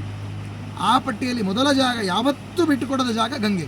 ಯಾಕೆಂದರೆ ದೇವರು ಆರಂಭದಿಂದ ಹಿಡಿದು ಅಂತ್ಯದವರೆಗೂ ಎಲ್ಲ ಕಡೆಯಲ್ಲಿ ವಾಸ ಮಾಡಿದ್ದಾನೆ ಗಂಗೆ. ಆರಂಭದಲ್ಲಿ ನಾರಾಯಣ ರೂಪದಿಂದ ವಾಸ ಮಾಡಿದರೆ, ಮಧ್ಯದಲ್ಲಿ ಬರ್ತಾ ಬರ್ತಾ ಎಲ್ಲ ಪ್ರಯಾಗಗಳಲ್ಲಿ ದೇವರ ಸನ್ನಿಧಾನ ಇದೆ. ಋಷಿಕೇಶ ರೂಪದಿಂದ ಭಗವಂತ ಇದ್ದಾನೆ, ಹರಿದ್ವಾರದಲ್ಲಿ ಭಗವಂತ ರೂಪದಿಂದಿದ್ದಾನೆ. ಮುಂದೆ ಹೋಗ್ತಾ ಪ್ರಯಾಗದಲ್ಲಿ ವೇಣಿಮಾಧವ ರೂಪದಿಂದ, ಕಾಶಿಯಲ್ಲಿ ಬಿಂದುಮಾಧವ ರೂಪದಿಂದ, ಹೀಗೆ ಮುಂದೆ ಹೋಗ್ತಾ ಗಂಗೆ ಸಮುದ್ರಕ್ಕೆ ಸೇರುವ ಜಾಗದಲ್ಲಿಯೂ ಭಗವಂತ ನಾರಾಯಣ ಇದೆ. ಹೀಗೆ ತನ್ನ ಪ್ರತಿಯೊಂದು ಅಸ್ತಿತ್ವದಲ್ಲಿಯೂ ನಾರಾಯಣನನ್ನು ಹೊತ್ತು ಕೂತ್ಕೊಂಡವಳು ಗಂಗೆ. ಹಾಗಾಗಿ ಅಂತಹ ಗಂಗೆಯ ಸಾನ್ನಿಧ್ಯ ಅದು ಅತ್ಯಂತ ಹಿತಕರ. ಶುದ್ಧವಾದ ಅನ್ನ, ಶುದ್ಧವಾದಂತಹ ಚಿಂತನೆ, ಶುದ್ಧವಾದಂತಹ ಪರಿಸರ, ಇದು ಮನುಷ್ಯನನ್ನು ಶುದ್ಧವಾದ ಜಾಗಕ್ಕೆ ಕರ್ಕೊಂಡು ಹೋಗ್ಲಿಕ್ಕೆ ಸಾಧ್ಯ ಇದೆ. ಹಾಗಾಗಿ ವಿದುರರು ತಾವು ಶುದ್ಧವಾದಂತಹ ರೀತಿಯಲ್ಲಿ ಇದ್ದರೂ, ಆದ್ದರಿಂದ ಅವರಿಗೆ ಶುದ್ಧವಾದಂತಹ ಪ್ರಸಂಗಗಳು ಒದಗಿ ಬಂತು. ಶುದ್ಧವಾಗಿಯೇ ತಾವು ತಮ್ಮ ಪ್ರವೃತ್ತಿಯನ್ನು ಇಟ್ಟುಕೊಂಡು ಯಾತ್ರೆ ಮಾಡಿದ್ದರಿಂದ ಶುದ್ಧವಾದಂತಹ ವ್ಯಕ್ತಿಗಳು ಸಿಕ್ಕರು. ಒಂದು ಮಾತು ಭಾಗವತವೇ ಹೇಳ್ತದೆ, ನಖ್ಯಮ್ಮಯಾನಿ ತೀರ್ಥಾನಿ ನದೇವಾ ಮೃಚ್ಛಿಲಾಮಯ ತೇಪನಂತ್ಯುರುಕಾಲೇನ ದರ್ಶನಾದೇವ ಸಾಧವ ಅಂತ. ಎಷ್ಟೇ ತೀರ್ಥಯಾತ್ರೆಯನ್ನು ಮಾಡುವಾಗ ಅಲ್ಲಿರುವಂತಹ ಪ್ರತಿಮೆಗಳನ್ನು ನೋಡ್ತೇವೆ, ಹೆಚ್ಚು ಭಕ್ತಿ ಬರೋದಿಲ್ಲ ನಮಗೆ. ತೀರ್ಥಗಳಲ್ಲಿ ಮುಳುಗ್ತೇವೆ, ಎಷ್ಟು ಭಕ್ತಿ ಬರ್ತದೆ, ಬರೋದಿಲ್ಲ. ಆದರೆ ಒಳ್ಳೆಯ ವಿಷಯಗಳನ್ನು ಕೇಳುವಾಗ ಹೆಚ್ಚು ಭಕ್ತಿ ಉದ್ರೇಕ ಆಗ್ತದೆ. ಯಾರಿಗೆ ಅದು ಕೇಳಿದಾಗ ಹೌದು ಅಂತ ಅನಿಸೋದಿಲ್ಲ, ಅದು ಅವನು ಪಾಷಾಣ ಹೃದಯ ಅಂತ ಭಾಗವತ ಬೈದಿದೆ. ಯಾರಿಗೆ ದೇವರ ಕಥೆಗಳನ್ನು ಕೇಳುವಾಗ, ಭಕ್ತರ ಕಥೆಗಳನ್ನು ಕೇಳುವಾಗ ಹೌದು ಇದು ನಿಜವಾಗಿಯೂ ನಮಗೆ ಮಾರ್ಗದರ್ಶನ ಅಂತ ಅನಿಸೋದಿಲ್ಲ, ಅದು ಅವನದ್ದು ಮನಸ್ಸು ಹೇಗೆ ಅಂತ ಹೇಳಿದರೆ ಕಠಿಣ, ಅದು ಕಲ್ಲಿನಂತೆ ಇದೆ.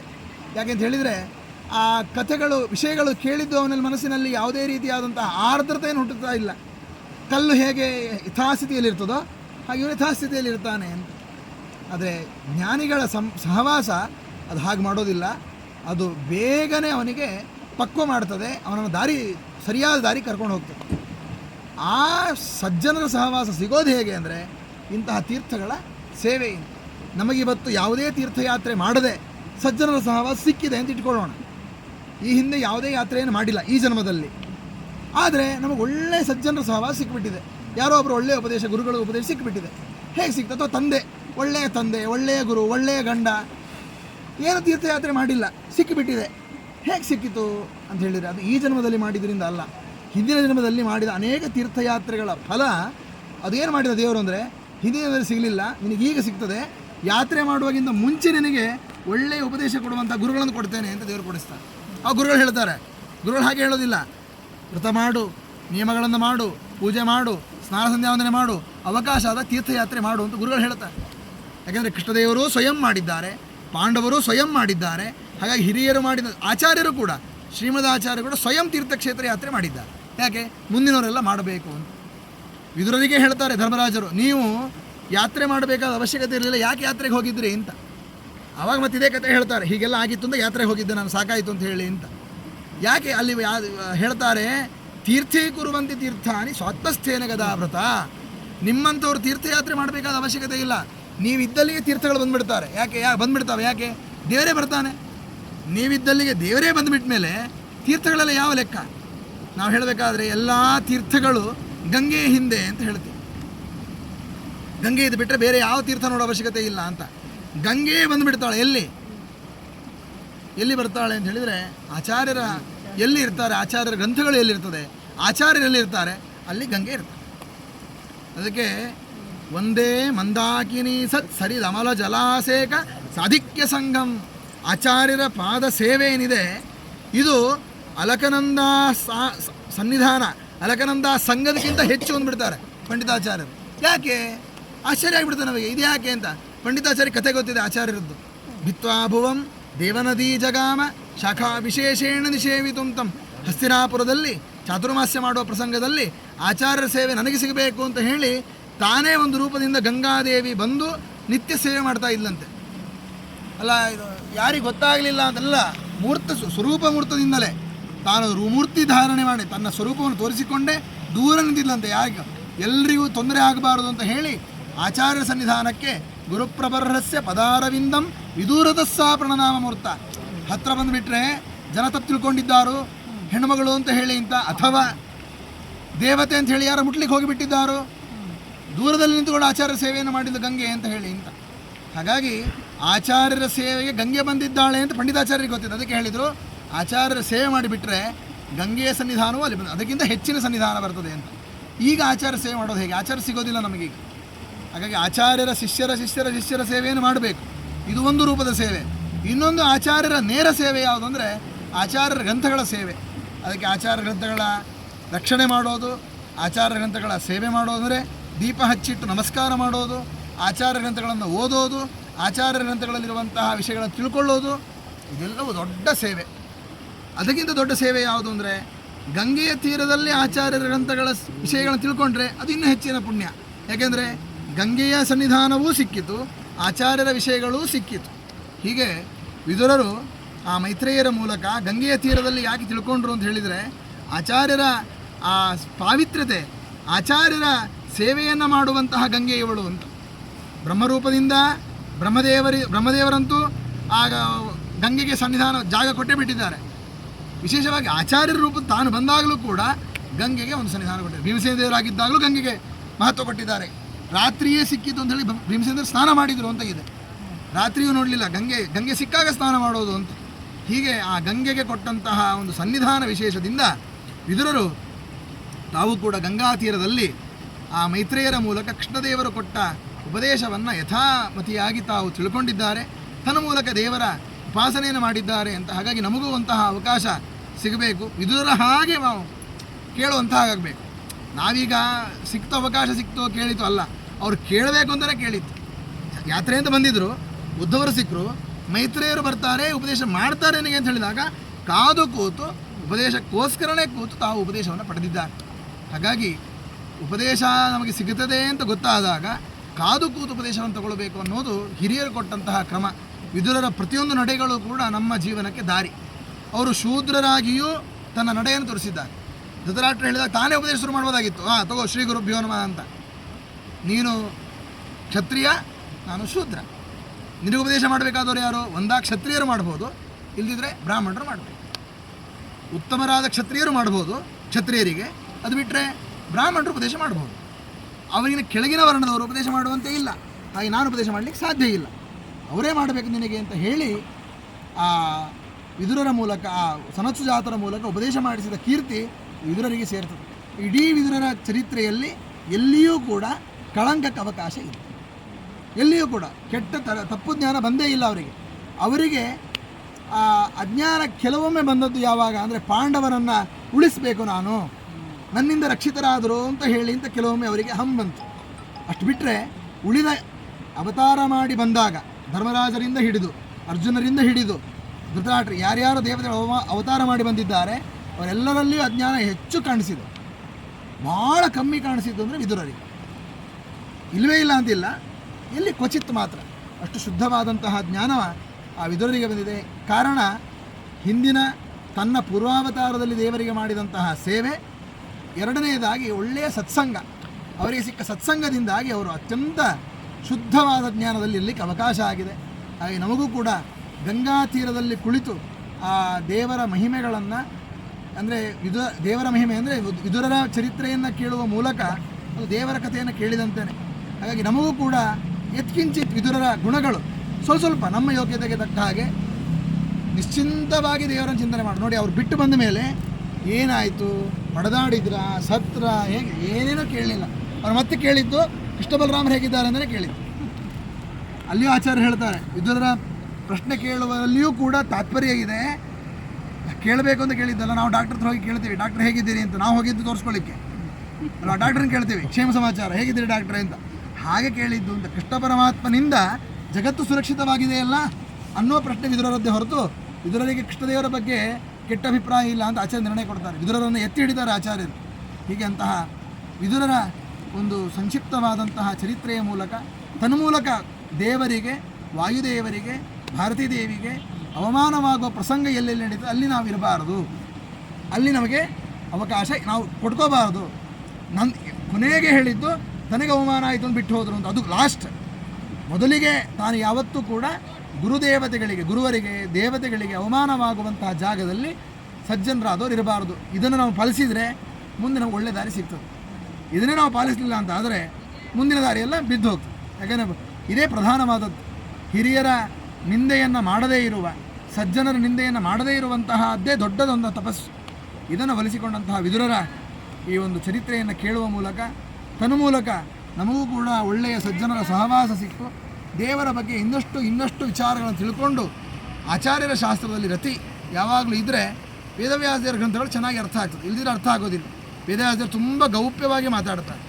ಅದನ್ನು ತಿಳಿದುಕೊಳ್ಳುವಂತಹ ಒಂದು ಶುದ್ಧವಾದಂತಹ ಜ್ಞಾನವನ್ನು ದೇವರು, ವಾಯುದೇವರು, ತತ್ವಾಭಿಮಾನ ದೇವತೆಗಳು, ಗುರುಗಳು ಕೊಡಲಿ ಅಂತ ಹೇಳ್ತಾ, ಈ ಗಂಗಾ ಸನ್ನಿಧಾನದಲ್ಲಿ ಮಾಡಿದಂತಹ ಕಿತ್ಕಿಂಚಿತ್ ಸೇವೆಯನ್ನು ಗಂಗಾದೇವಿಯ ಅಂತರ್ಯಾಮಿಯಾದಂತಹ, ವರುಣದೇವರ ಅಂತರ್ಯಾಮಿಯಾದಂತಹ ಭಾರತೀಯ ಮುಖ್ಯ ಪ್ರಾಣಾಂತರ್ಗತ ಮತ್ಸ್ಯರೂಪಿ ನಾರಾಯಣ ದೇವರಲ್ಲಿ ಸಮರ್ಪಣೆ ಮಾಡುತ್ತೆ. ಶ್ರೀಕೃಷ್ಣ.